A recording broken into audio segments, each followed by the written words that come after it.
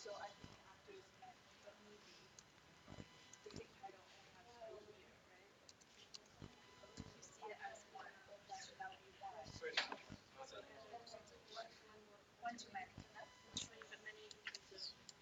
everyone. Okay, can I have your attention please? Welcome to COMM 29A CMP final review session.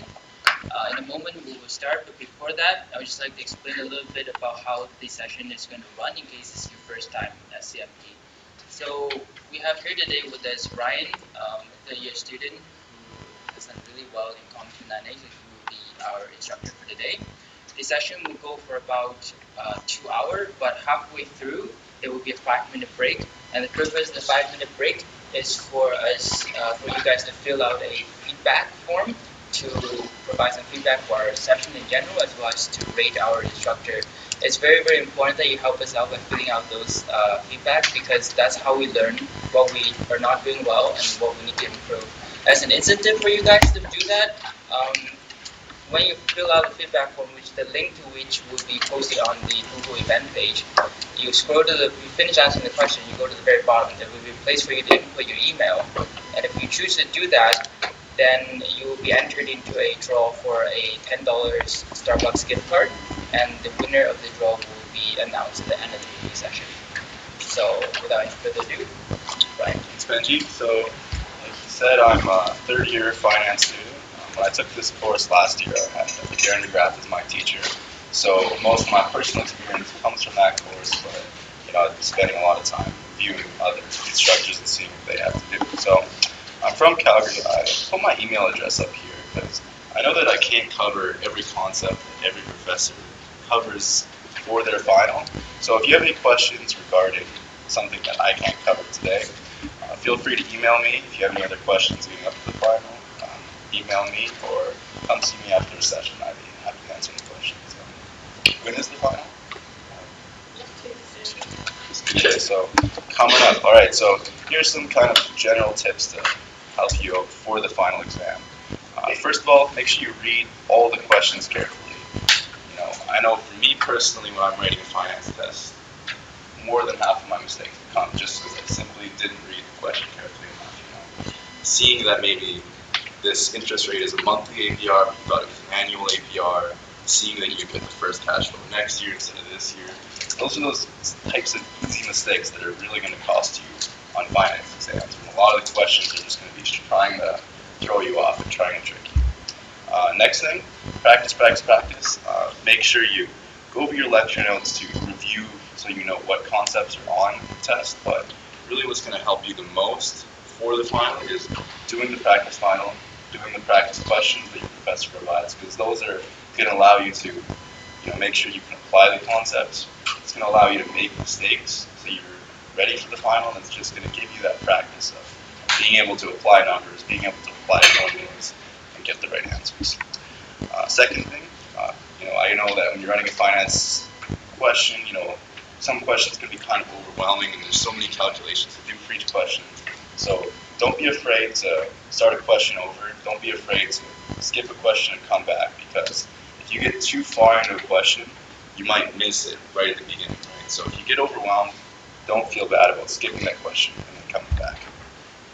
Second thing, again, just make sure you know what is going to be on your professor's exam. Best way to do that, just go through their lecture notes. If I cover a concept today that isn't in their lecture notes, it's not going to be on the final. So don't worry about that. And finally, I'm just going to try and today give a brief overview of all the concepts and most of the main concepts that are going to be posted for the final, and then we're going to go over some practice problems just so we can learn how to apply those concepts. So here's the table of contents of what we're going to be covering today. First major topic is the discounted cash flow topic. So that's pretty much the pre-midterm material. It's stuff like DCF cases, interest rates, bond valuation. I think Darren DeGraff has a non-cumulative final, but everyone else, you're almost guaranteed to see another one of those bond questions for the long answer portion of your exam. So make sure you don't ignore the pre-midterm stuff if, again, your final is cumulative. Second thing is project returns and cash flows. Again, that's just really being able to read a question carefully and making sure you know the concepts, and you'll be fine.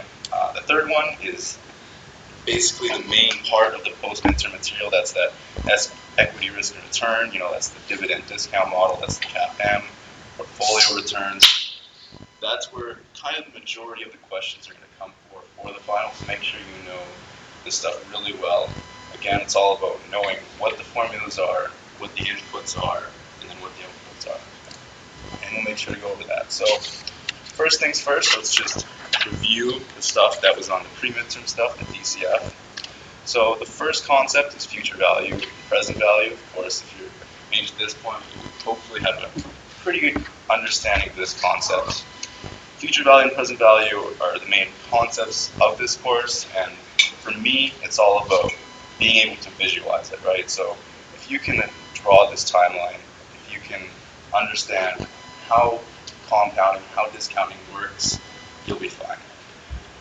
Again, this is the main future value formula. This is the main present value formula.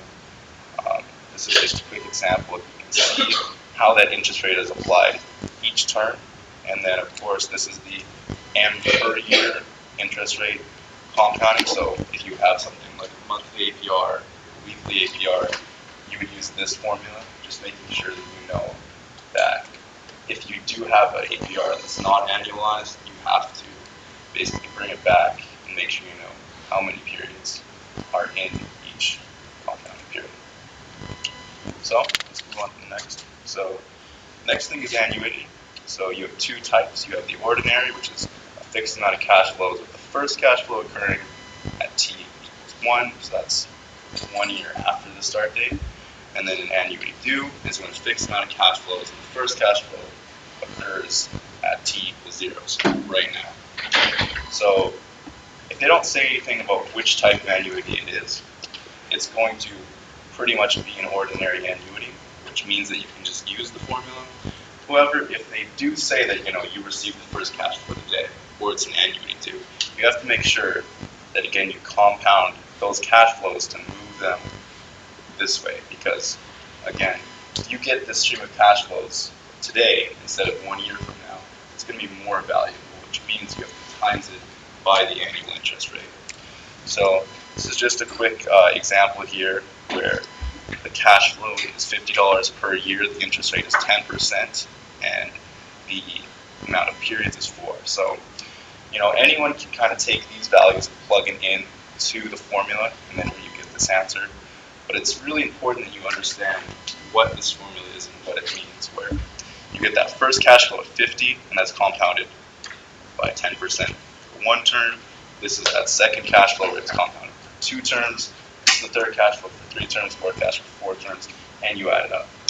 Because, a lot of times you aren't just going to be able to use, you're not going to be asked to just plug in values into a formula. You're going to be asked to be able to apply it. So it's really important that you understand what this formula gives you, and that's this specific situation where it's annual interest rate and you're getting that first cash flow at year 1. So I have an example here of a present value of an annuity due formula, and as you can see, it's pretty much the same math. Of course, though, these cash flows are just moved 1 period earlier. Again, all you need to do that is just times it by 1 plus r, the interest rate, to make those cash flows move into the present and become more valuable.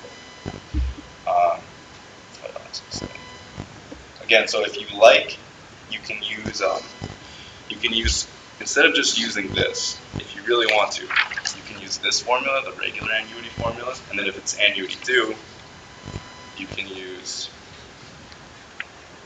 this future value formula to move it 1 year into the future amount. Maybe there's a situation where you start receiving those cash flows, say 5 years this way. Then you would have to use the present value formula to discount those cash flows 5 years. So just make sure that you know that, you can use this formula, get a number, and then use the present value or future value formulas to kind of manipulate those cash flows so they're annualized and you're receiving them at the right point. And the important thing, again, is if you're having trouble kind of visualizing what the question's asking you, make sure you draw a timeline. The timeline is going to be the best way that you're going to be able to solve these kind of problems.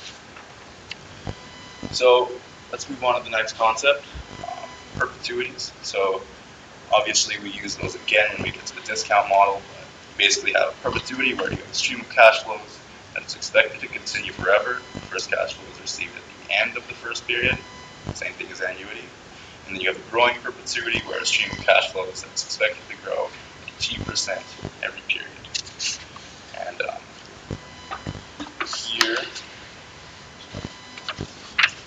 here we have those two formulas. So this is the present value of perpetuity. Again, just make sure you remember that you're receiving that first cash flow at tier 1, not tier 0.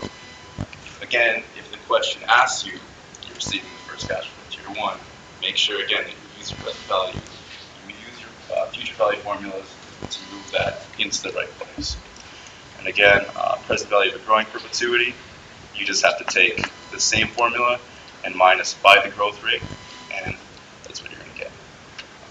And again, you can only do that when the growth rate is less than the interest rate. So that was the first section. It was basically about DCF cases, simple stuff. There probably won't be too many of these types of questions on the finals because, again, they're going to want to focus most of their stuff on the post-midterm, but expect to see a few of these things, and of course, these types of concepts apply again when you move into the equity, when you move into the bonds. So these are just kind of the core concepts that you have to remember.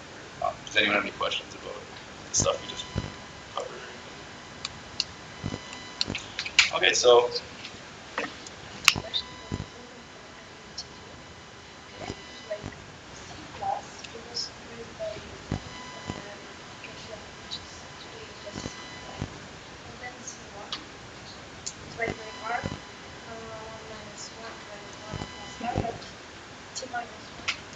yeah, of course you can. You know exactly when I was taking 298, that's usually the approach I took. So she was saying for an annuity due, instead of, you know, getting that formula and moving it this way or whatever, you basically say, okay, I have my first cash flow 50 plus the next 3 payments that I'm going to get. Now, the one thing I would caution you is that when you get some more complex kind of problems where you're moving maybe 5 years this way or 4 years this way, you obviously can't use that method, but feel free to use it now, especially if it's just a 1 year gap. It's, of course, obviously a little bit easier to conceptualize. Also make sure that you're getting Dan right, so usually it's just -1, but you know, again, just make sure that it's all right. Of course, you know, you can use that. So let's move on to interest rates. So interest rates, again, they're pretty, they can be tricky, that's for sure, because that's just one of the ways that, you know, professors will try and kind of spice up a problem, make it a little bit more difficult. So you just need to make sure that you remember that there's basically 3 types of interest rates. So there's the nominal rate, the APR, some people call it the contract rate, and that's pretty much the rate that you're going to be given almost all the time on tests. So you just need to make sure you know how to go. Basically go from this column and then go to this column or go to this column. So again, the nominal rate, the APR, is the interest rate that is quoted, contract rate. The next kind of rate is the period rate. That is the rate that you actually discount or compound with each period. So it's, say you have a 12% monthly APR. That period rate is a 1% monthly APR because, or sorry, 1% rate because each month you're going to be discounting by 1%, but the APR again is 12% annual. And then you have your effective annual rate, EAR, and that's the actual interest rate that is earned every year. So I have a couple examples here. So 6% APR, which is 6% annual APR.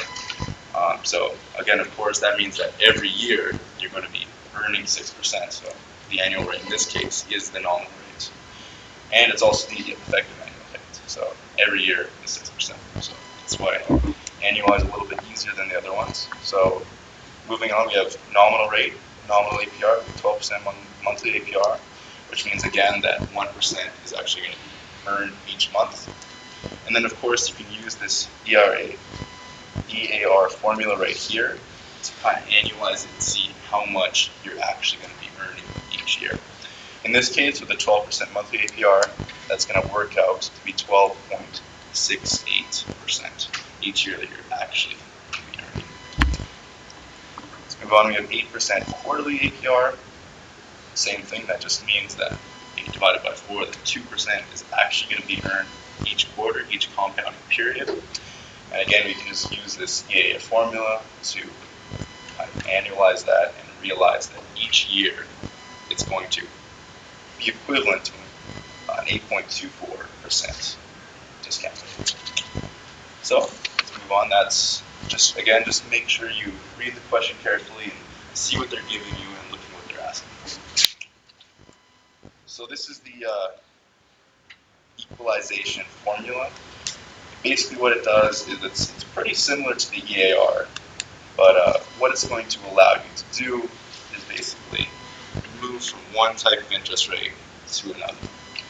Right here you have 1 plus r of the n to the n equals 1 plus r to the n to the n. So of course what that means is that you're going to take your 1 plus r monthly rate, that period rate, and if you take it to the 12, to exponent 12, that's going to give you 1 plus the r annual rate. Now of course what you're going to be using this for mostly is if you're, say, moving from something like monthly to quarterly, like weekly to daily, when you have to kind of transfer a lot of ways. So again, that's just how you're going to be able to apply this formula, and you'll do that and you'll be able to move from the different types of periods. Real versus nominal rates, pretty simple. It's just being able to apply this formula. So it just means that 1 plus r, the real rate, which means the actual inflation adjusted rate, equals to 1 plus r, the nominal rate, divided by 1 plus r inflation. I don't think you'll probably be able to, I don't think you're going to be asked to use real and nominal rates, but they might try and throw a question in there too to throw you off. So just be prepared to be able to apply this formula to find nominal and real interest rates. So does anyone have any questions about interest rates before we move on? Okay. So again, let's move on to bond valuation. So this is kind of the main part of the DCF application section of the course, and this is what most of the questions are going to come from. So the first part is basically being able to value a bond. It's usually the most simple part of the bonds, but it's the most essential, right? Because if you can't value the bonds, you're not going to be able to evaluate them or anything like that. So the first type of bond is the zero coupon bond, strip bond, discount bond. It's just a present value formula. It should be pretty simple. Just remember that if you get a strip bond where the value is more than the face value, you obviously did something wrong. So just make sure that every time you do a zero coupon bond, that it becomes a discount bond, because of course you're not adding any coupons to sweeten the deal. Now the main, which is the coupon bonds. So the important thing to remember for coupon bonds is that bonds are merely the price of the present value of all of the cash flows. That means that what you're paying for is the present value of everything that you're going to get, pretty much. So you need to take all the coupons, discount them all, and take that face value and discount it. And that's what you're going to pay for the bond. So again, if you're having trouble kind of visualizing what the bond is, if it's annual or semi-annual, make sure you make a timeline. It'll make it a lot easier. This is just a simple bond where it's 3 periods, 5% coupon rate, face value of 100, and an interest rate of 10%. So obviously a 5% coupon rate times face value of 100 means that you're going to receive a $5 coupon each period. You just put this on this timeline pretty simply. And again, I have one of these charts basically to show what the discount is going to be. Make sure you remember that in the last period, you remember that you're not only receiving face value, but you're also receiving another coupon rate, another kind of interest payment. So make sure you account for that. I put here the present value of a bond formula. Again, it should be really simple because it's just the present value of the face value, the present value of the coupons, which can be put in as an annuity. Now I think I know when I took it with the graph, he wouldn't really teach you annuities, but he would make you do a net present value formula where you discount each coupon individually. And you can do that too. If you're not really comfortable using the annuity formula, it might take a little bit longer, but you can take each bond, take each coupon payment, discount them all, and add them all up if that is a more comfortable method. Again, so that's what I did here. Then again, you can just put that in the formula and get it that way. Semi-annual coupon bonds, you may be asked to do that. Just make sure that you kind of semi-annualize the formula here. Another thing to remember is if you're asked to do a semi-annual coupon bond, you're probably going to be given an annual coupon rate, and that's basically the same thing as a semi-annual APR. You're not actually going to receive, say it was a 5% coupon rate on a semi-annual bond. You're going to be receiving $2.5 each semi-annual period. So just keep that in mind. Again, that's just plugging in formulas. Then the last type of bond, which is a perpetual bond. Again, it's just the same thing as a perpetuity. Stream of fixed coupon payments. First cash flow occurs 1 year from now, and those bonds never mature, and the bondholder never receives a face value. Here's a quick formula here, a quick example. It's all about plugging that into the formula there. Another thing to remember though is that for perpetual bonds, all the rules with yield to maturity and coupon rates, premium bonds, discount bonds, that all still applies for perpetual bonds, right? So just remember that there are not some new type of rules or anything. All the rules still kind of apply. So again, let's move on to yield to maturity, that part. So yield to maturity is the yield of the bond, assuming the bond is held to maturity and coupons are reinvested at the yield to maturity. So that's the only time, the only case when the yield to maturity is actually yield. Most of the time, it's mostly a price type of method. You don't really want to use yield to maturity to evaluate bonds. You're merely using it to kind of look at a bond as it is. Another thing to realize is that the yield to maturity is the discount rate that you're going to be using when you kind of use that, when you value that bond. So a lot of times in the real world, you're not going to be using the same discount rate for each period, for each year, but the yield to maturity basically gives you a discount rate that you would be using for all periods. Quoted in annual terms, quoted in annual terms, remember that, even for semi-annual bonds. And then these are the cases of a premium bond, par bond, discount bond. If the yield to maturity is less than the coupon rate, that means that you're not being, compensated with coupons more than the interest rate. The yield to maturity is discounting those coupon bonds, which means you're going to pay a premium for that bond. It means that the price of the bond is greater than the face value. If the yield to maturity is equal to the coupon rate, just remember that means that basically what's happening is you're being compensated with coupons an equal amount that the yield to maturity is discounting those coupons, which makes it so you're going to pay exactly the face value. So the price equals the face value, that's a par bond. And if your yield to maturity is greater than your coupon rate, again, that means that the coupons, the interest payments that you're getting are less than the amount the yield to maturity is discounting those cash flows. So you're going to be wanting to pay less money than the price, which makes it a discount bond. They may ask you what the current yield is, which is just the annual cash payments divided by the current bond price. Probably don't need to worry about that for this final, but so another thing to keep in mind if your professor does cover that. Another thing, you might get a multiple choice answer on this. Bond yields are also affected by the real rate of interest, premium for expected future inflation, interest rate risk premium, default risk premium, and liquidity premium. So real rate of interest is basically inflation accounting for current inflation.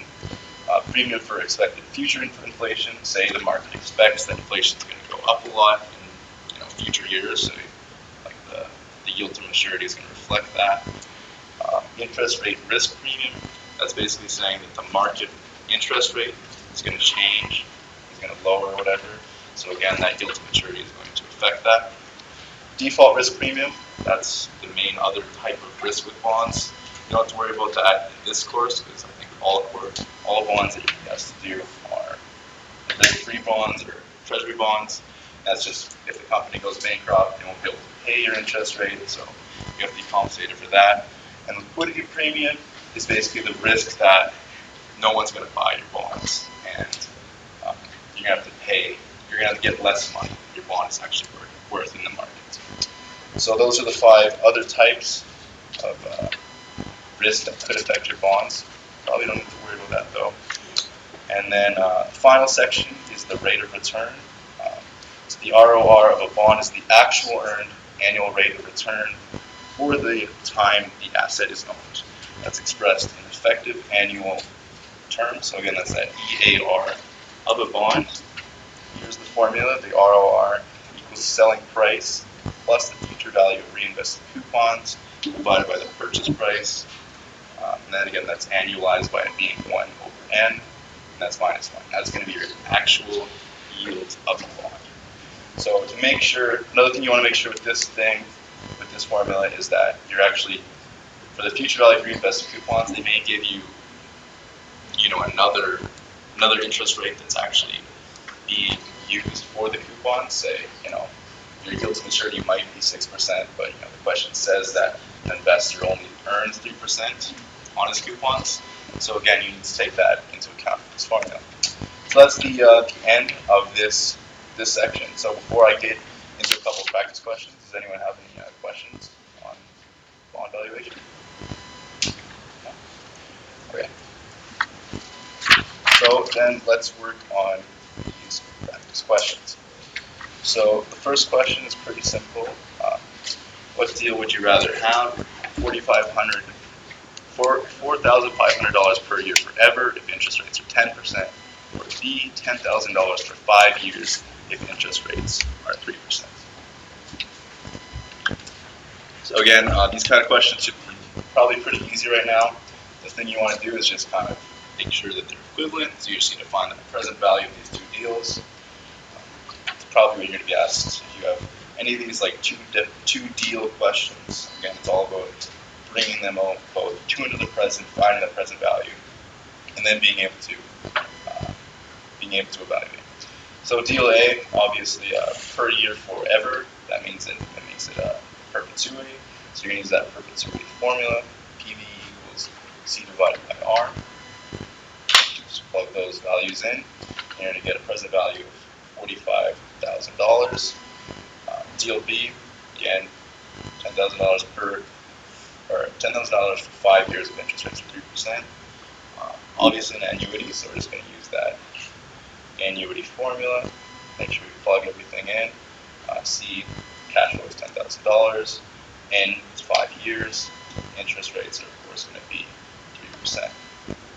Plug that in. Make sure when you have a formula like the annuity formula where it's a lot of calculations, a lot of steps. You do it at least twice before moving on, just to make sure that you didn't make a simple calculation error. And you're going to get $45,797.07. Obviously, if you compare that, deal B is a little bit easier. So these types of questions should be pretty easy at this point. Just wanted to review just to make sure that you can do those DCF case types of questions.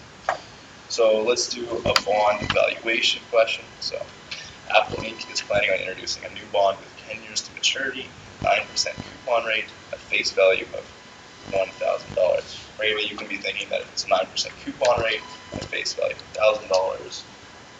Giving that $1,000 as a face value is a simple thing they do to kind of throw you off. Just make sure you apply all your interest rates, all your coupon rates to $1,000, which means the coupon payment is going to be $90. Bonds with similar attributes are trading at a yield to maturity of 9%. You see similar attributes, that just means that it's the same as this bond. And then, so right before the bond is supposed to be issued, market factors raise the yield to maturity to 10%. So if we know that the yield to maturity of this bond is 10%, and we want to value the bond, we're going to be using that as our R, as our interest rate. So question A, will the price of the bond increase, decrease, or not change with this change to yield to maturity? Provide a brief explanation for your answer. So again, when you look at that change in yield to maturity, the just remember that price to yield to maturity has an inverse relationship, a negative relationship. So if your yield to maturity goes up, that means that the market basically thinks that your bond is more risky. So again, the price of your bond is going to go down. Another way you can look at it is there was a 9% coupon rate, there's a 9% yield to maturity for that bond originally. So what that means is that it was a par bond. If your yield to maturity goes up above your coupon rate, that's going to make it a discount bond. So will this price of the bond increase? It will actually decrease. And again, we have this brief explanation here. Before the bond was selling at par, yield to maturity equals the coupon rate. However, with the change of the yield to maturity, the bond will now sell at a discount where the yield to maturity is greater than the coupon rate.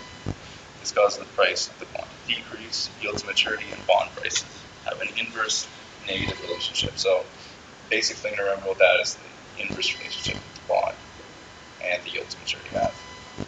So the next question, suppose an investor, Jordan Belfort, purchased the bond immediately after the second coupon has been issued. By the time the yield to maturity of the bond returned to 9%, so you can see that when he purchased the bond, the yield to maturity is 9%, meaning that it's going to be a par. Jordan holds the bond for exactly 6 years and sells the bond. When he sells the bond, the yield to maturity has dropped to 7.5%. Jordan has been reinvested the coupons in the bank for 3% per year.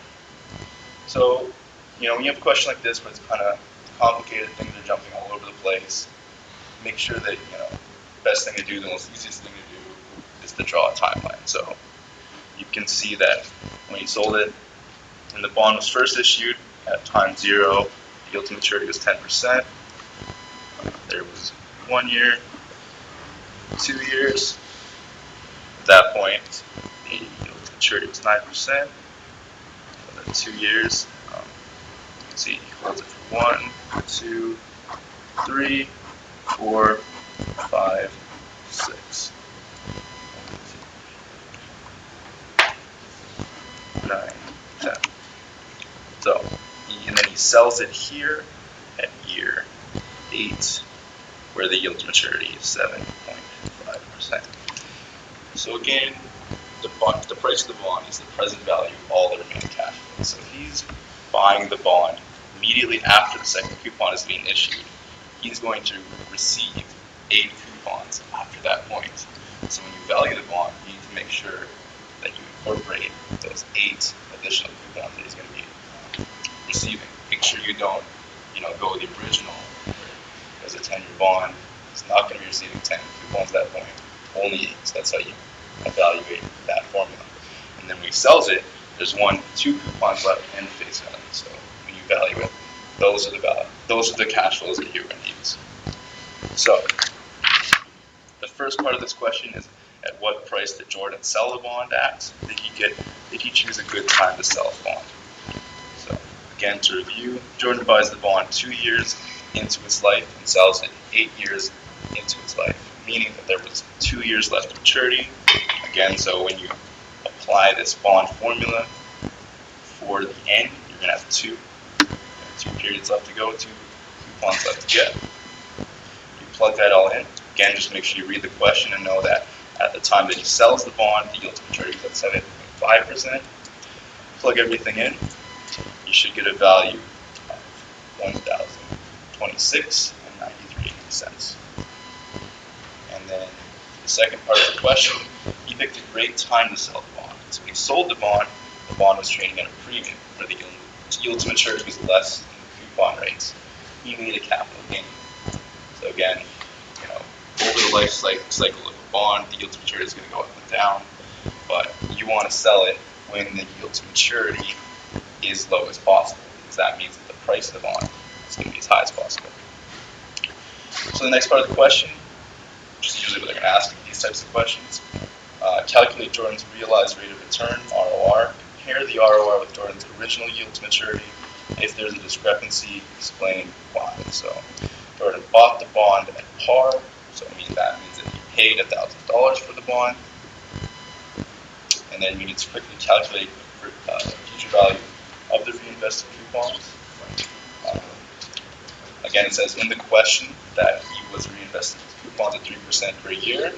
Again, just plug everything into the future value formula, and then you're going to be getting a future value of the coupons of $582.16. Then you have to take, we have this kind of selling price right here, plug that all in the formula, annualize it, and you're going to be getting an 8.25% annual rate of return for the bond.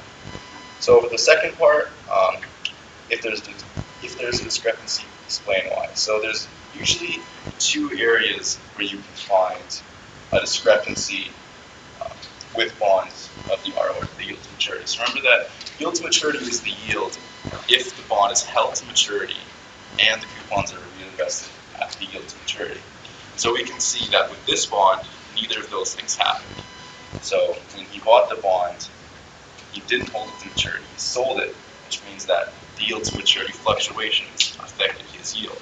He actually made a capital gain in that aspect, so that would cause his yield to be greater than the yield to maturity.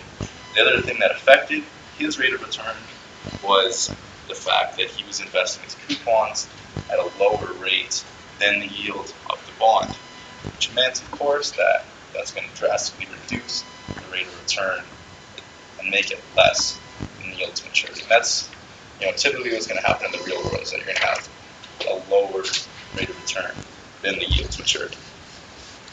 So that's the first section. Does anyone have any questions before we move on to project cash flows? No?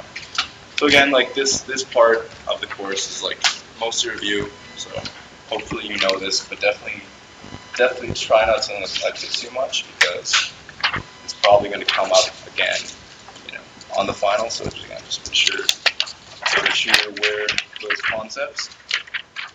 So the next part is estimating project returns and cash flows. I've noticed that like this section has a lot of kind of differences between the sections. So hopefully this is kind of an overview, just so you guys know the basic concepts of this kind of section. So the basic thing is the investment criteria. And your net present value investment criteria is basically the meat and potatoes of this section. And finding the net present value is, again, just discounting all your cash flows by the appropriate discount rate, adding them all up.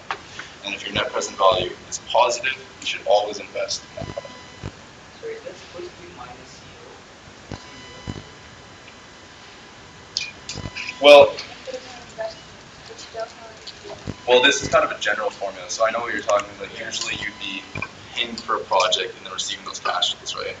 So in that point of view, it's always remember that CO is a negative cash flow.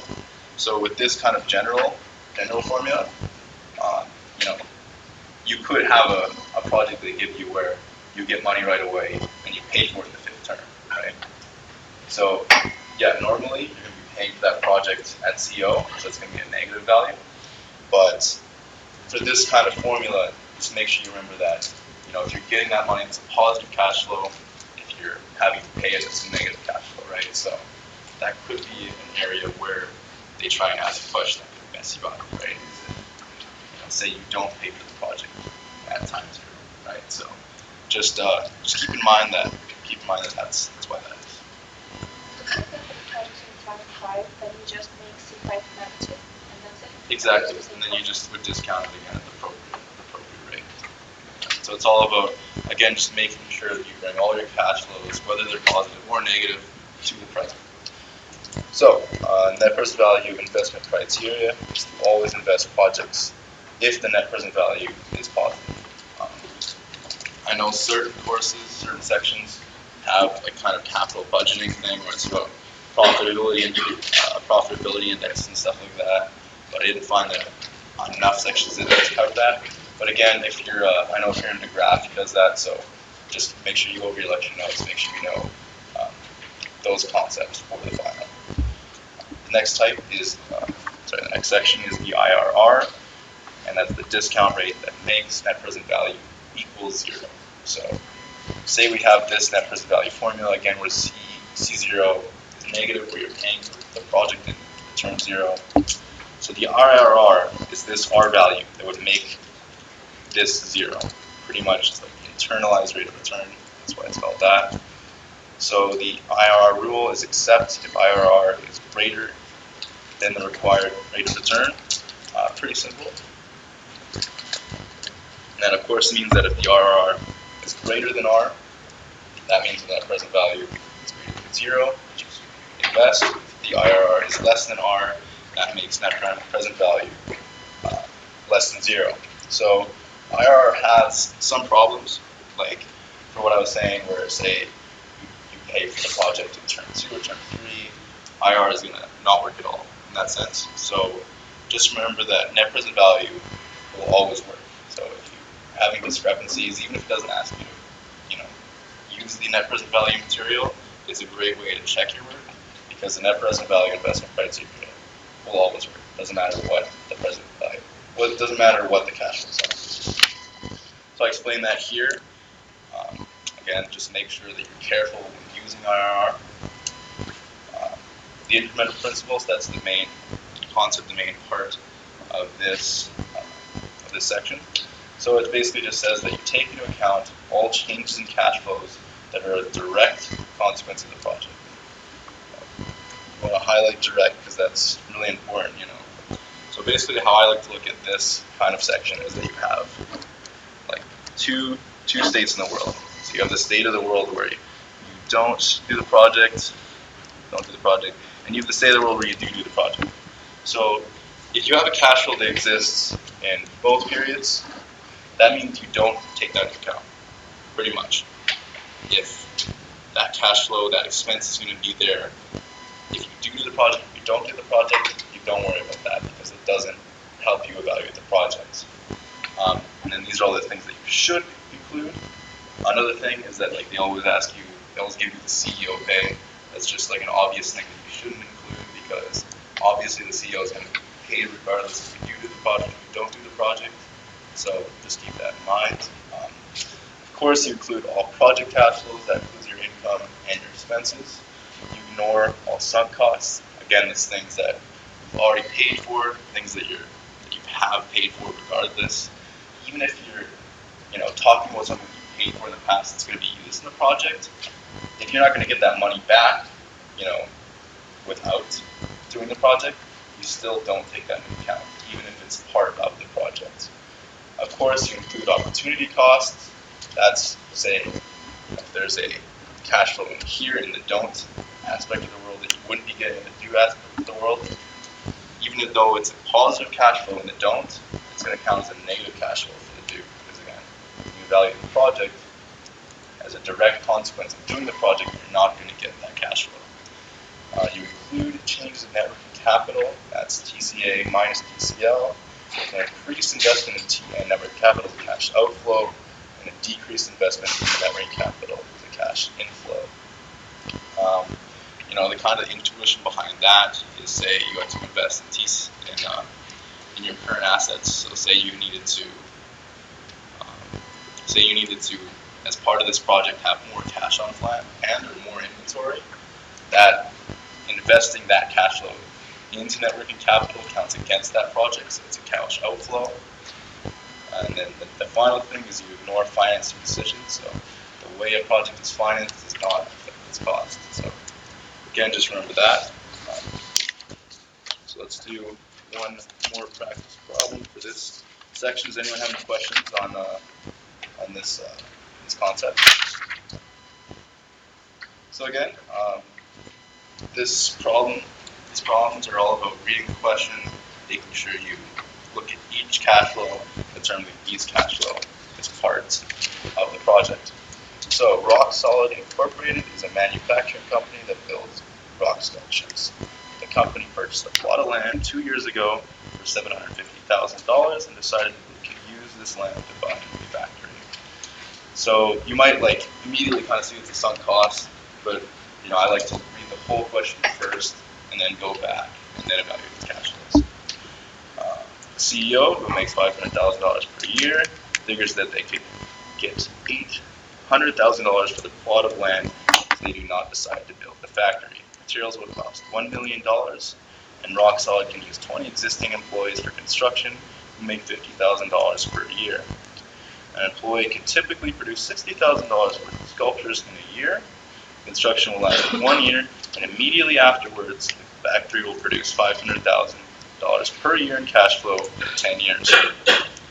After 10 years of use, the factory and land can be sold for $750,000.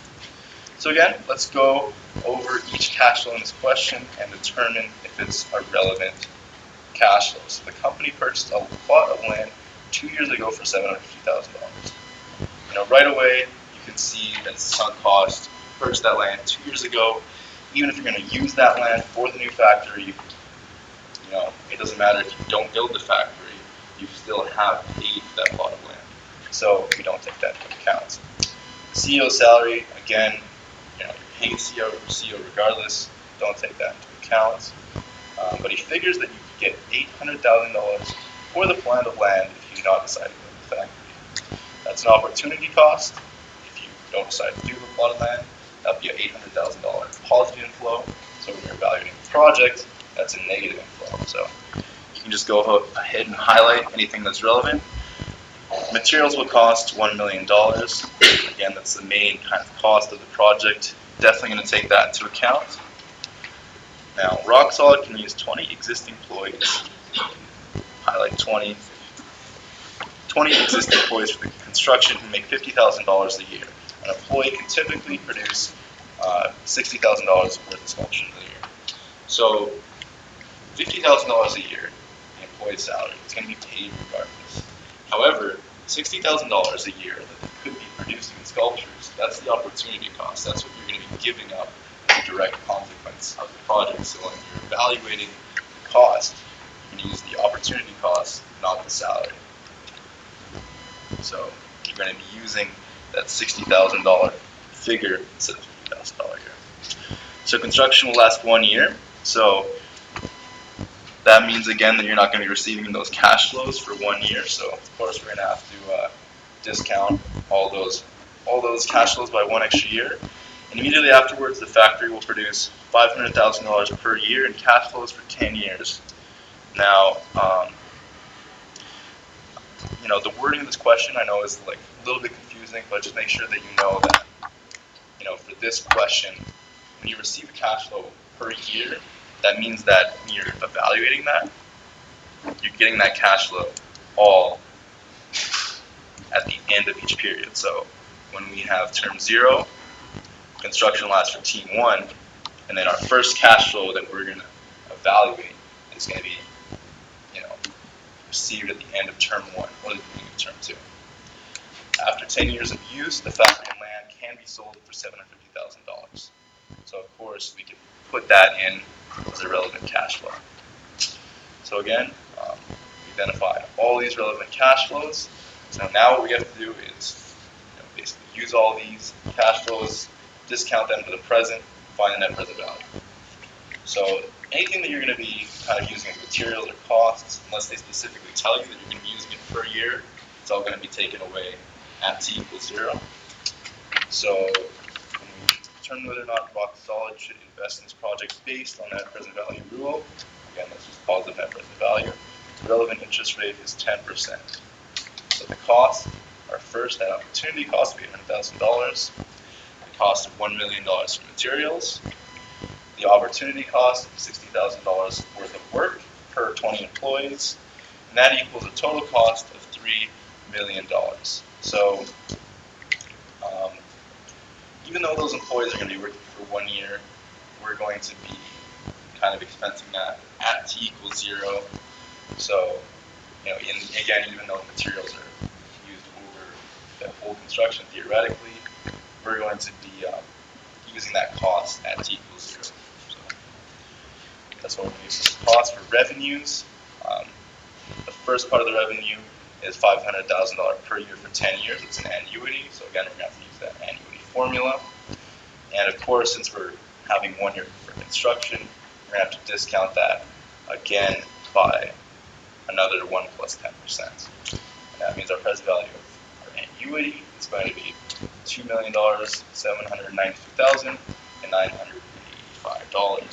then the next part of our cash inflows to the project is going to be this salvage value right here. Again, it's all going to be about discounting that formula for 11 years. Make sure you remember again, if you need to, draw a timeline, right? Because you're going to have 1 year construction and then 10 years of use. So you're going to discount that factory by 11 years and you get $262,000. Add that together, you're going to get $3 million and 55,000. Again, is minus the cash inflows. By the cash outflows, you get net present value of $55,000, which again is positive. So you're going to want to accept that project now. Remember, even if the net present value was $1.10, going by the net present value, if you have unlimited capital, you're still going to want to invest in that. So that's this project. That's this problem. Does anyone have any questions on this section or anything we covered so far? No? Well, so we're going to take our 5-minute break now. So make sure you guys go ahead and do that survey, just because, so we can get better, so I can get better. And come back in like 5 to 10 minutes.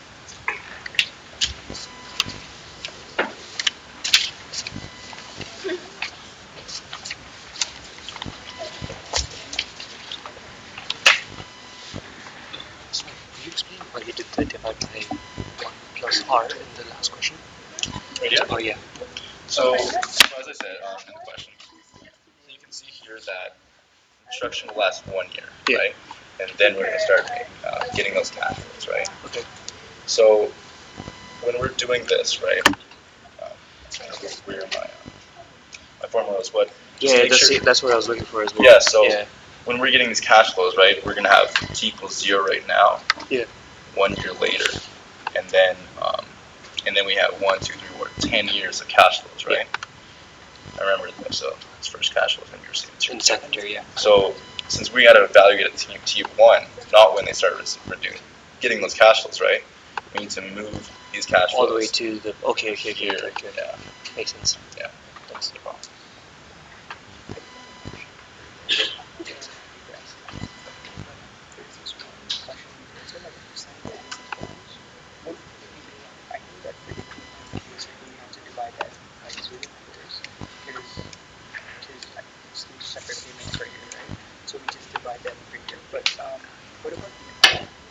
ER. So again, it depends what they give you, right? So like let's say for an example for this, the YTM is 2% and it's APR.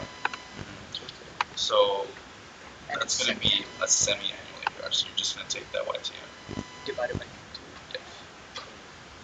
But if you divide this by 2, you wouldn't get this, right?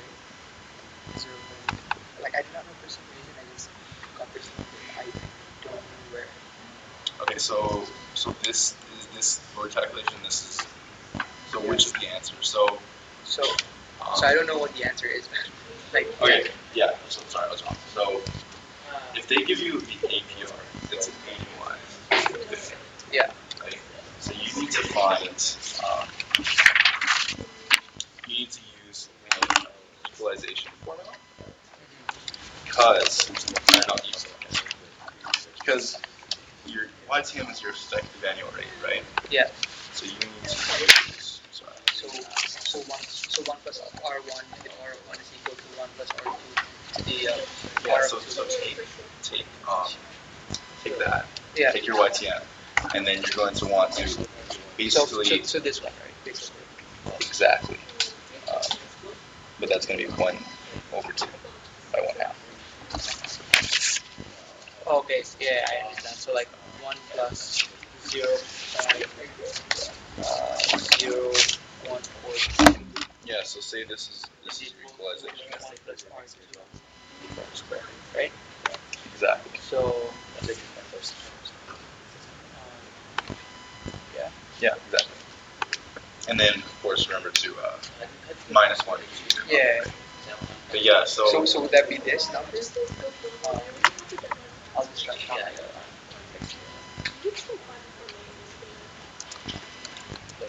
So is this like an answer key or is it? No, I'm not sure. Like I just got this somewhere, but I think this is right. But like I just want to know if this is the right answer. And for some reason, it's just like bugging me.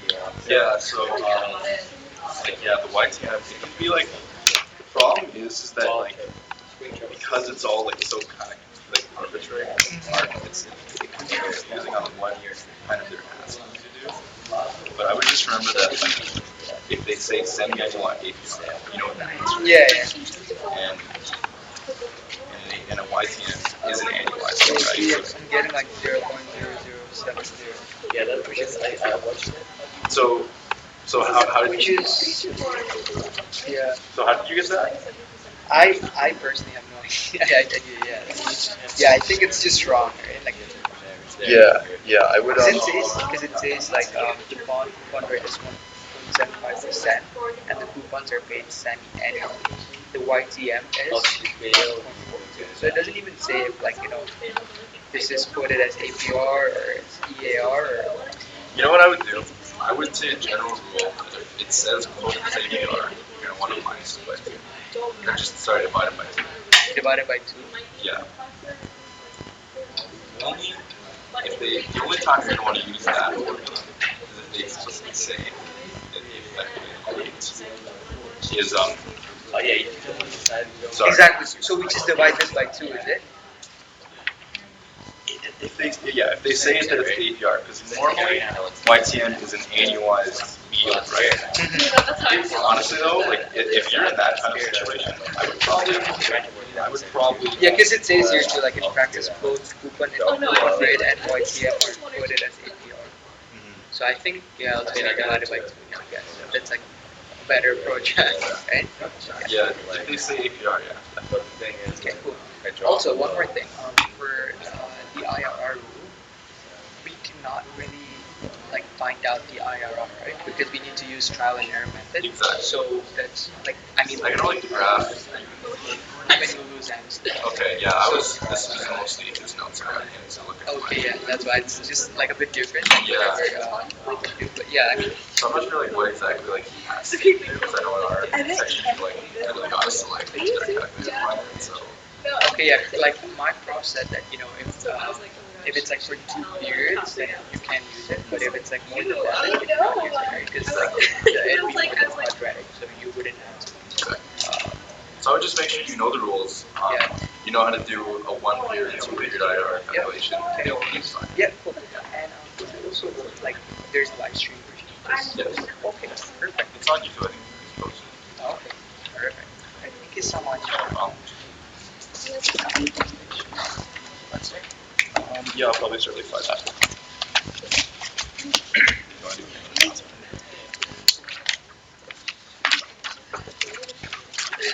Just another announcement to make. So as you know, CMP is going to be hiring execs pretty soon. I think like the application you can start applying now, and we have a lot of positions open. We have BP events, we have first, second year rap, we have BP academics. So if you go to our Facebook page and then you look at our hiring page, you will find all the details with regards to that. But I would strongly recommend that you guys apply because as you guys have been to our review sessions, compared to people who hasn't been to any, you guys know what we do, and if you're interested in perhaps making sure that in the future students also get the type of review help that you're getting now, then I strongly recommend that you do give that a look. So yeah, thank you. Alright, so just gonna be starting in like 1 minute. So again, if you haven't done the survey, make sure you quickly do that, and then we'll be ready to catch up pretty soon here. So again, this third part, second part is going to be equity, risk, and return. We're going to be going over return dynamics. We're going to be going over dividend models. We're going to be going over CAPM, and finally portfolio evaluation. So, if you can only study one of these 3 sections, this would probably be it, just because it's probably the most complicated. It's the most different from the pre-midterm material, and most of the stuff you're going to be getting on the final is going to be this kind of stuff. If I had to do like kind of a mental calculation of what kind of short answers you're going to be seeing on your final, again, doing practice problems really allows you to like see what types of questions, like what kind of distribution of questions you're going to see in your final. That's why practice finals are so important to do. Another thing is if you do those practice finals, a lot of times you're going to be seeing that the profs literally recycle questions. So especially those really tough kind of conceptual questions, if you can try it in a practice final and you get it wrong, as long as you understand why you got it wrong and you know how to make your mistakes, it's going to make you that much better. And you're actually going to try and doing those concepts in the final. So again, you're probably going to be seeing maybe one bond question, probably one short answer project question, and then 2 to 3 short answers for return and equity risks. So first thing is basically these basic statistics. You have the variance of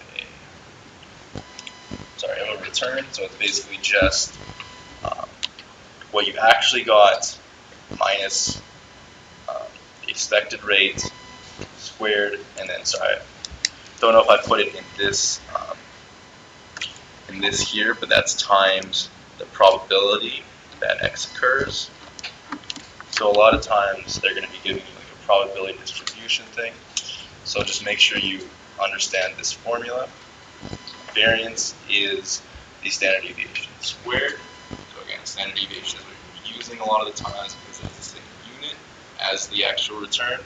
But whenever you need to work with variance and standard deviation, you're always going to have to bring it to variance because that's what you can use to subtract and add and all that kind of stuff. So covariance and correlation, to find these types of things, it takes a lot of work, but probably maybe going to be asked to do it. Just make sure that when you are asked to do a covariance, you're asked to do a correlation, you write down all your calculations. You do each calculation at least 2 or 3 times in your computer or inside your calculator, just to make sure that if you make a mistake, it wasn't due to some calculator error, it was due to something else. And as long as you write down everything, making sure that you keep at least 4 decimals in any answer question calculations, you should be fine. Covariance is just, again, right here, the difference between the actual and expected times the difference between the actual and expected times the probability that you observe these 2 forms of things. Add that all up, you get covariance. The correlation, again, positive correlation means they move together, negative correlation means they move apart. And you get that by just taking the covariance, dividing it by standard deviation of A times the standard deviation of B. So let's go on to dividend valuation. One thing quickly about this section is I know DeGraff has a section where he talks about like corporations, like he talks about like growth companies, value companies. I don't really think anyone else talks about that, so I'm not going to be covering that here. But again, if you have any questions, feel free to ask me. It's for that types of stuff. It's all about just memorization, understanding the concepts, and then being able to look at a test and be able to apply that. So dividends are the residual earnings that the shareholders are entitled to. When you buy a stock, what you're buying is ownership of the dividends pretty much.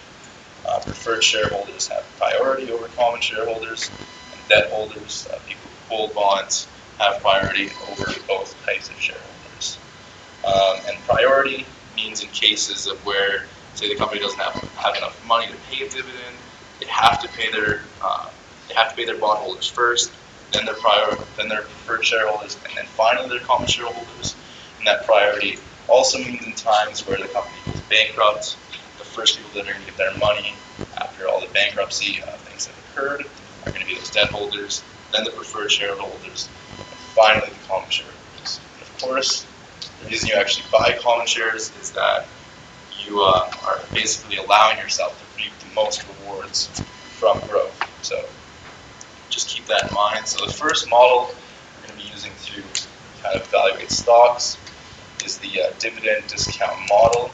Basically, we're taking kind of the same principle in bonds, applying that to stocks, which basically is saying that the price of a stock can pretty much be summed up as all of the future dividends that you're going to be able to receive, the future cash flows that you're going to receive from that stock. It's the simplest one, but it's also a little tough to do the calculations. Just there's a lot of perpetuities, a lot of timelines you're gonna have to write, and a lot of areas to screw up. But it's pretty simply just all the dividends discounted by the appropriate interest rate. The first type, where it's the dividend as concept, zero growth model of preferred stock. This is when it's growing, called the Gordon growth model. And again, for both of these cases, remember that this dividend value that you're putting here is that dividend that you're going to be receiving at the end of year one. That's the first dividend that you're going to receive. So when it tells you something like a dividend today is $2, the growth rate is 20%, make sure you add that growth rate for the calculation, or it's all going to be messed up. That all comes down again to drawing that timeline, making sure you know which growth rate is happening in which period. So the concepts in this section are going to go a little fast, and then we're going to have like 3 or 4 questions that we can do to kind of slow things down again and go over it a little more carefully. So the next thing is the cost of capital, the weighted average cost of capital. Just that basically works that when you look at a firm and you look at how risky that firm is, it's basically due to a weighted average of all the other areas that risk can come through, right? So firm gets financed by debt, firm gets financed by preferred shares, and it gets financed by common equity. And if you kind of take the weighted average, you see how much equity that firm needs, how much that debt needs. You're going to basically getting the overall average risk of that firm. And so it's all about applying the WACC formula. I know that in most 209 sections, you don't need to take tax into account, so don't worry about that. So other than that, just comes a simple calculation of being able to know how much equity per value the firm is, times that by the rate of return. Look at how many preferred shares they have, divided by the value, times that by the rate of return for that, and the same thing with debt. So there's 2 ways they can give you for the this part for the actual weights. They can either directly say, you have $100 million in assets, $50 million in debt. That's just using this formula. Or they can give you a fraction. They can say, okay, this firm has a 0.5 debt to equity ratio or a 0.5 debt to asset ratio. So that's all going to be about, remembering that this is a fraction. If they give you a fraction, you just can plug that in. Again, this is all just repeated here. And then, so when you get the WACC, of course, with the same thing with the perpetuity formula, the value of a firm is the value of all of its cash flows divided by that rate of return divided by that WACC. So I know some sections will ask you to do that, but just make sure you know that this formula, this cash flow formula, that's the free cash flow formula, not the net income. So be careful that you're actually, if you're going to be asked to find the firm value, that you're using the formula, using the value that's the cash flow. The next thing, so I know, again, certain sections cover different things, but I'll give a kind of a brief overview of CAPM. I talked to Lou Zhang, and so I know mostly what he's going to be covering, so I'll try and talk to that a bit. I know he's not going to be covering efficient frontiers, so I'm not going to cover that too much, but basically the whole principle of the CAPM model is that all that matters to investors is the ratio of risk to return. So, an investor is only going to invest in stock if they're receiving a return in relation to their risk, right? So if you want me to take on more risk, I'm going to get more return for that stock. So the market portfolio is basically a bundle of all the investments that includes every single type of asset. So that's, there are stocks, like hockey cards, whatever. Everything is in the market portfolio. And those assets are basically weighted in proportion to how each asset relates to its relative market size. So basically what that says is that, for the risk, at least of the market portfolio, that's going to be the proportion of how much each asset can kind of affect the risks of the overall market. And I think for the final, you're going to need to know 2 lines. The first one is the capital market line. The second one is the security market line, so I'll go over those 2 lines. So the market portfolio has only systematic risk, meaning that all the risk is diversified. So again, what that means is that if you look at the market portfolio, the only risk that affects it is risk that would affect the whole market, of course, right? So, sorry. But again, another thing to remember is that any assets in the market portfolio are, again, only affected by systematic risk that affect the whole market. So when we look at CAPM eventually, remember that the only risk, again, under CAPM that's affecting stocks is risk that's going to be affecting the whole market. So the capital market line is a line between the market portfolio and the risk of the assets.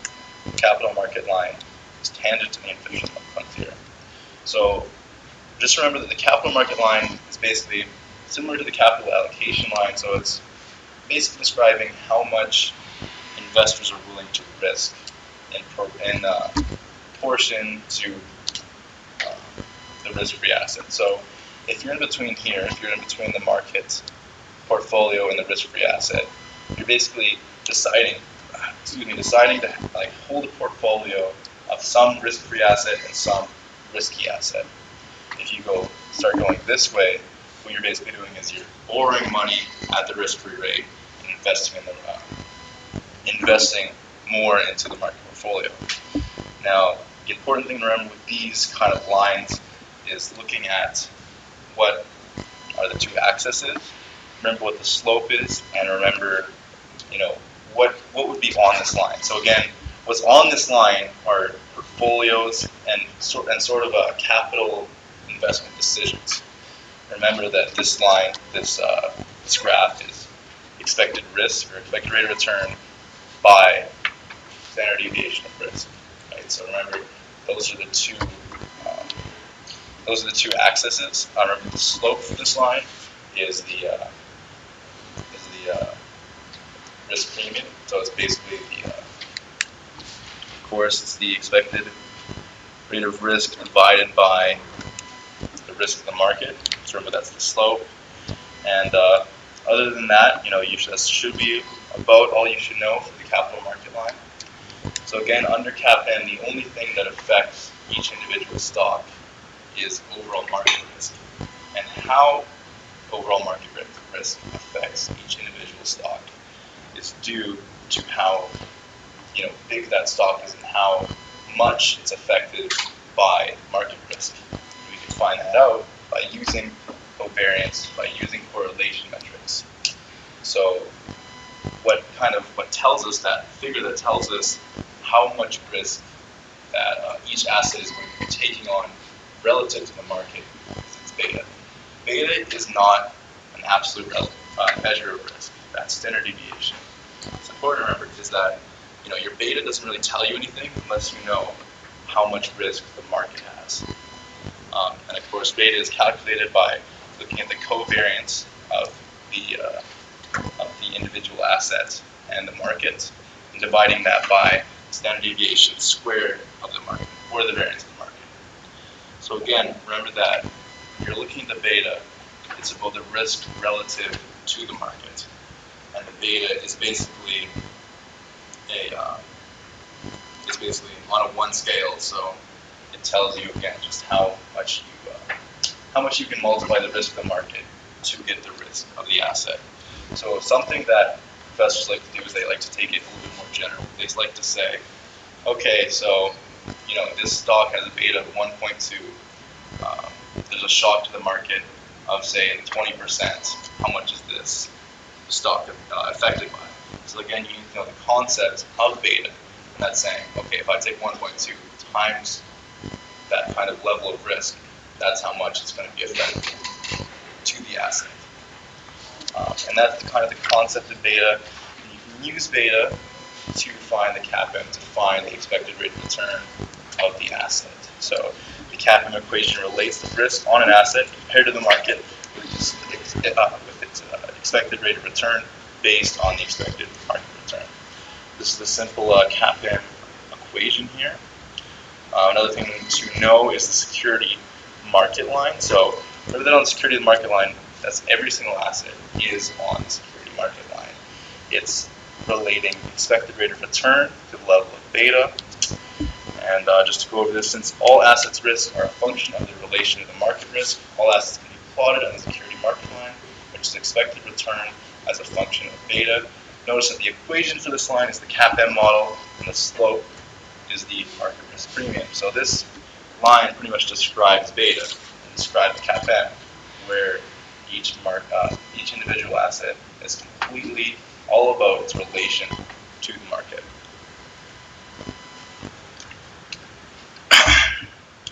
So that's CAPM. Again, I know it's pretty complicated. Just make sure you know the lines you need to know. Make sure you need to know the formula, and make sure you need to know kind of the assumptions of CAPM, where all investors care about is risk return and that kind of that trade-off there. So let's move on to the final concept, which is portfolio returns. I think only a couple sections really cover portfolio returns, but it's a good thing to know either way. It's not too complicated. So realized and expected returns on a portfolio are simply the weighted average of those returns. You don't need to do anything that. You just need to look at the weight that's on asset A times it by the return on asset A plus the weight that's on asset B times the weight or times the return on asset B. And then of course, expected and realized returns, it's the same calculation. You're just looking at the weighted average. And then for portfolio variance and standard deviation, again, the variance portfolio is the standard deviation squared, but this formula is what you're going to use to find the variance for portfolio, where it's the weighted squared times the standard deviation squared plus the weight squared times the standard deviation squared plus 2 times the 2 weights times the covariance. Or you can use the secondary equation. Beta for portfolios is again just the weighted average. So for this, just make sure you know, if you have to know this again, make sure you know that this is the formula you need to apply. Make sure you know that for beta in return, it's just the weighted average. But to find the risk of the portfolio, you need to use this little more complicated formula.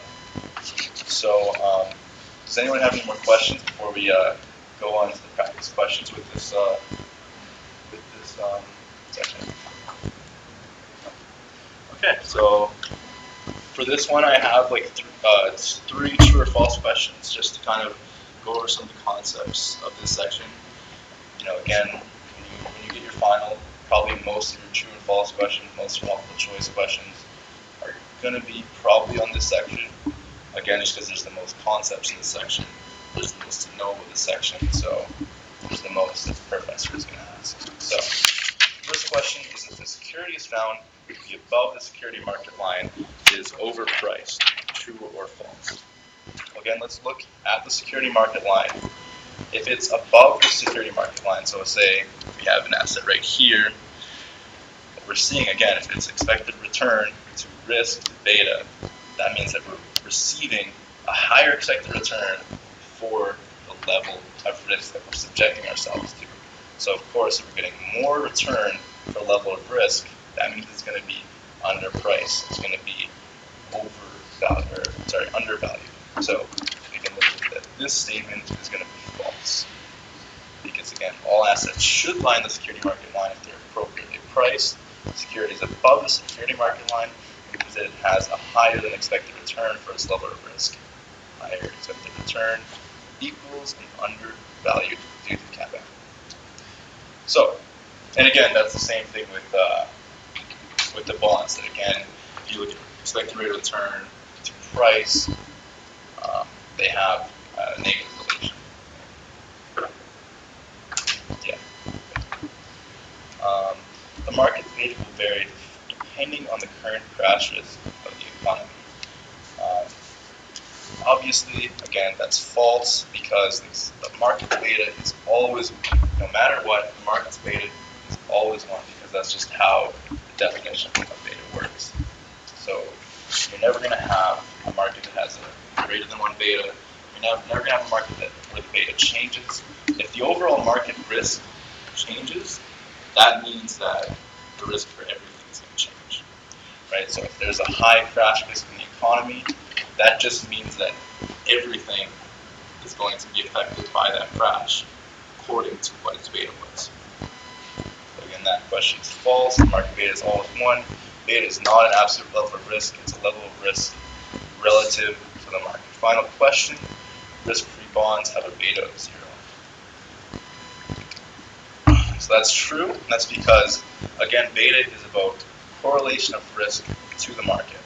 If you have an asset that has 0 risk, obviously this risk is not correlated to the market at all, which means that it has a beta of 0. And that's pretty much explained right there. So let's do now some questions here, some long answer questions. So the first question is, Apple paid a $2 dividend this year. So you gotta remember that. Apple projects that it will grow 25% in the next 2 years, and then it will grow 5% indefinitely after. How much should you pay for Apple stock today if you had an 8% required rate of return?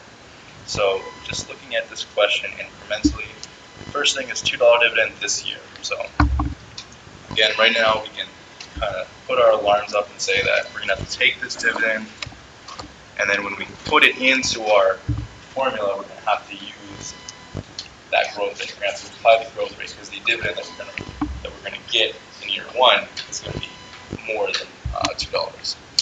So it projects that it will grow 24% for the next 2 years, and then it will grow 5% indefinitely after. So this is going to be using a multi-stage according growth model question. It's all going to be about looking at what cash flows we're going to get and then finding that net present value. So to do that quickly, first thing we need to do is we need to apply the growth rate to $2. So we take our 25% growth rate, we apply that to $2. On the growth rate, we're going to get a $2.50 dividend in our first year. In our second year, we're going to be getting a $3 and 12.5 cents discount. If we just apply that discount, or that growth rate again, and then in the final year, we're going to be taking our dividend that we received in year 2, apply that growth rate, and then minus by, of course, the rate of return minus the growth rate. And that equals our terminal value. So when we look at what we're going to do to basically discount these formulas and get them into the present so we can find our net present value, again, there's something that you can really do to make it easier on yourself is to make a timeline. So set 0 to year 0, set year 1, set year 2, and set year 3, and so on and so on. So in year 1, we're going to get this 2.5 discount, so that's easy. We just divide that by our 1.8%. 1.8% to 1. In our second year, we're going to get this $3.12.5 discount.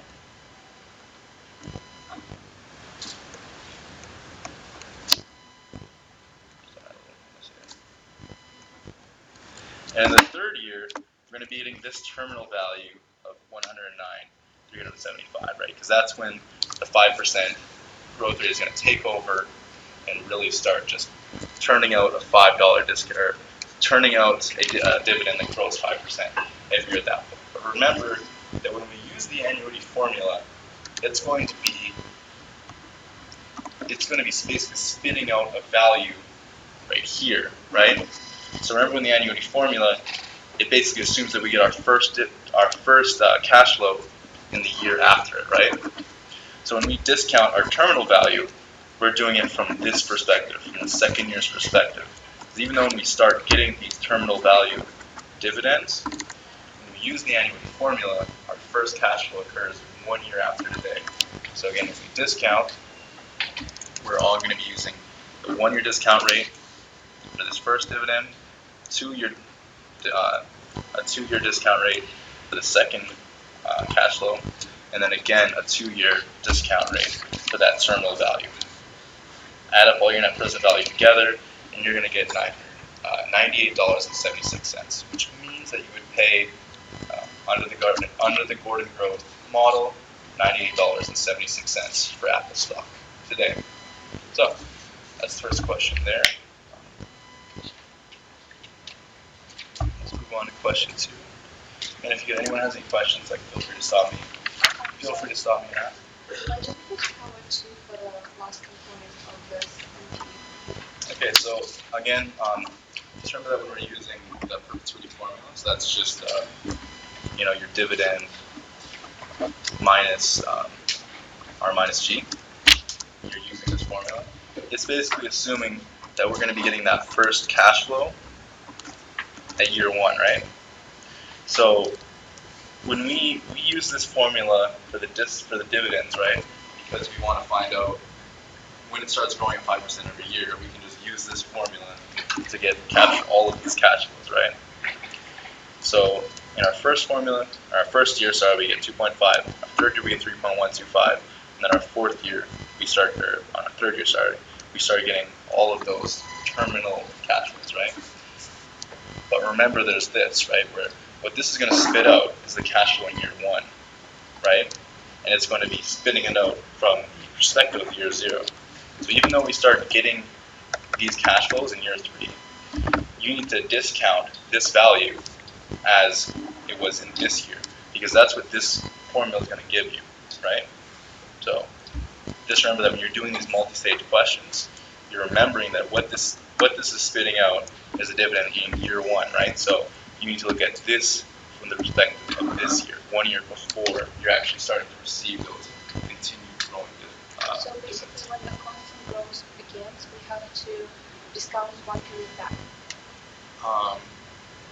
Use the power of the previous period. Yes. Yeah. Just remember what the formula is saying. So the formula is from this perspective of the year before, right? So even though this is when you start receiving these discounts, this formula gives you a value that's equal to this perspective, right? So that's when you're going to be discounting this formula to get to year 0. Okay. All right. So let's work on question 2. So Microsoft has an equity beta of 1.5. The market currently has an 8% rate of return. Microsoft has risk-free debt of 3%. Microsoft has a debt-to-asset ratio of 0.5. First question: find Microsoft's WACC and ignoring taxes.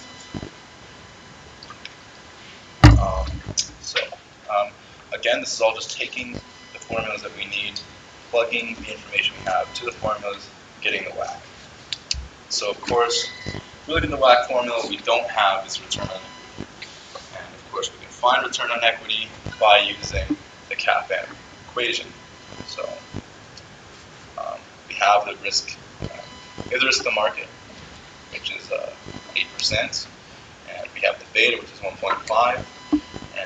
And because it says that Microsoft has a risk-free debt, we can use that value as both return on debt for Microsoft and risk-free debt in relation to the CAPM equation, right? So they'll do that a lot, where they kind of give you information that you can combine two aspects of the question. Just remember that because they tell you that this is risk-free debt, you can use it for both the CAPM formula and when you find the WACC formula. So just plugging everything into the CAPM equation, we're going to get 10.5% as Microsoft's return on equity.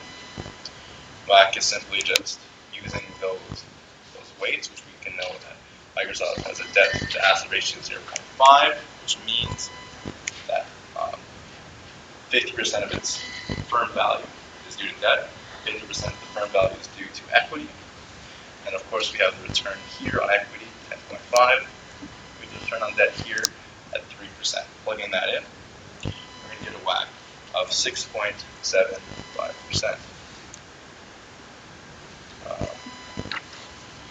Moving on, question B. Microsoft has a cash flow of $500 million per year. Find Microsoft's firm value. Again, we can basically put down the value of a firm to all of its future cash flows.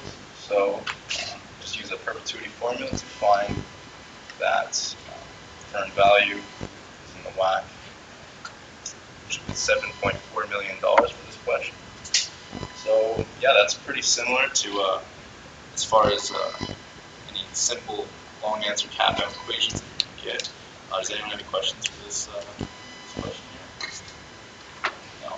Okay, so let's work on the final question, which is a portfolio risk and return type thing. So,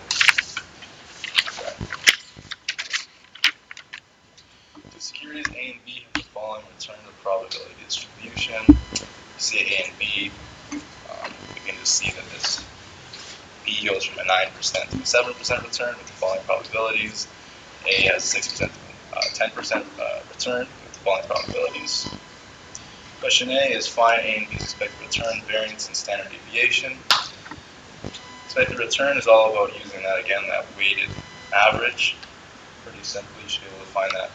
Pretty simple for both securities. Variance, again, variance is just looking at what the actual found is minus the expected return squared times the probability plus those two things.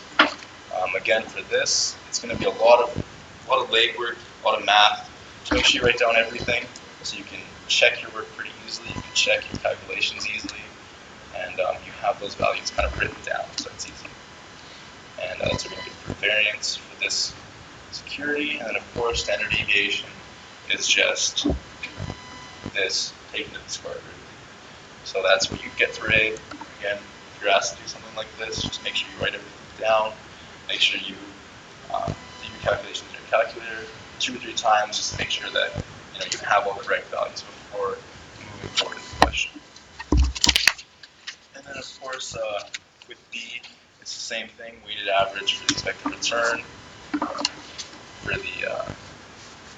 For the variance, it's just using, again, applying that formula. You should be able to get the variance that way. Standard deviation, again, is just the square root of the variance again. So find the expected return of a portfolio that is weighted 70% A and 30% B. So again, all you're going to be doing is using that weighted average formula, applying a 70% weight in asset A, 30% weight in asset B, plugging your 2 expected returns, which is again your mean, your average return, and you should be able to find that expected return of that portfolio. Finally, question C. So question C, find the variance and standard deviation of a portfolio that is equally weighted. Equally weighted means 50-50 between A and B. So to find the variance, when they say find the variance, that they're meaning covariance. So again, all it's about is just knowing what that formula is. You should have a formula sheet, so you don't have to memorize or anything like that. You just need to know to be able to how to plug that in and stuff, right? Or sorry. So when they mean variance, they mean this, right? But you need to find the covariance. So first thing we need to do here in this equation is find the covariance, obviously. So covariance is literally this. It's just actual minus expected times actual minus expected times the probability that you observe that. So when you look at the return probability graph, that means that we're going to be doing 4 calculations. We're going to be doing a calculation for this one, doing a calculation for this one, doing a calculation for this kind of return, and then doing one for this one. So that's simply going to be just having all these calculations done. Again, make sure you write down everything. You write down what you get for each calculation, so you can go back and check, and you should be getting to this for the covariance. Once you get that, you can simply plug that into this formula, plug the weights, plug the standard deviations and variances in, and you can be getting this for your final answer, 0.0009 for the variance. Standard deviation, again, is simply just taking the square roots, and you're getting 0.00895. So that's the end of the review session. Does anyone have any final questions or anything like that? No? Well, thank you very much for coming out on a Sunday morning, and good luck on your final.